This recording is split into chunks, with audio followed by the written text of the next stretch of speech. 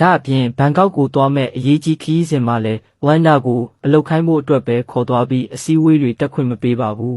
။လေယာဉ်ပေါ်မှာ Bradley နဲ့အပေါင်းအပါတွေကဝမ်ဒါရဲ့ Survival Edition ဗီဒီယိုကိုကြည့်ပြီးလှောင်ပြောင်ကြပါတယ်။အဲ့ဒီအချိန်မှာပဲလေယာဉ်မတော်တဆဖြစ်ပြီးပြစ်ကျပါတော့တဲ့ဝမ်ဒါကထိုင်ကုန်ကားပတ်ထားလို့လွတ်မြောက်ခဲ့ပေမဲ့တာနိုဗက်နဲ့အခြားသူတွေကတော့လေယာဉ်ထဲကလွင့်ထွက်ပြီးတေဆုံးသွားကြပါတယ်။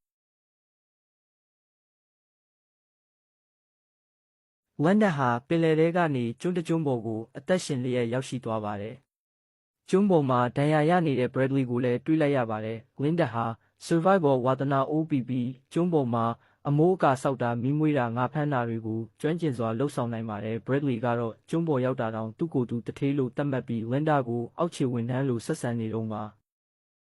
ဒါပေမဲ့နောက်ပိုင်းမှာတော့ဝမ်ဒါရဲ့အကူအညီမပါဘဲအသက်မရှင်နိုင်မှန်းသိသွားတဲ့ Bradley ဟာသူမကိုတောင်းပန်ပြီးအောက်ကျိုးပေါင်းရပါတော့တယ်။ဝမ်ဒါဟာတောဝက်ကိုတောင်တတ်နိုင်တဲ့အထိတန်မာလာပြီးကျွန်းရဲ့အရှင်သခင်မလို့ဖြစ်လာပါတယ်။တနေ့မှာတော့သူမဟာကျွန်းရဲ့တစ်ဖက်မှာအပန်းဖြေအိမ်တစ်လုံးနဲ့ထောက်ပံ့ရေးပစ္စည်းတွေရှိနေတာကိုတွေ့သွားပါတယ်။ဒါပေမဲ့သူမကအဲ့ဒီအကြောင်းကို Bradley ကိုမပြောဘဲဖုံးကွယ်ထားပါတယ်။အဲ့ဒီအချိန်မှာပဲ Bradley ရဲ့ဆိတ်ဆက်ထားသူ Zora ကကယ်ဆယ်ရေးလေနဲ့ရောက်လာပါတယ်။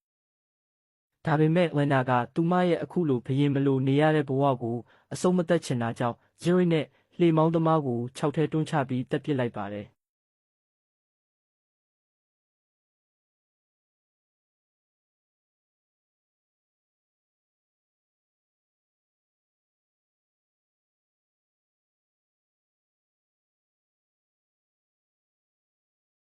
သူမဟာကျွန်းရဲ့တစ်ဖက်မှာအပန်းဖြေအိမ်တစ်လုံးနဲ့ထောက်ပံ့ရေးပစ္စည်းတွေရှိနေတာကိုတွေ့သွားပါတယ်။ဒါပေမဲ့သူမကအဲ့ဒီအကြောင်းကို Bradley ကိုမပြောဘဲဖုံးကွယ်ထားပါတယ်။အဲ့ဒီအချိန်မှာပဲ Bradley ရဲ့ဆိတ်ဆက်ထားသူ Zora ကကယ်ဆယ်ရေးလေနဲ့ရောက်လာပါတယ်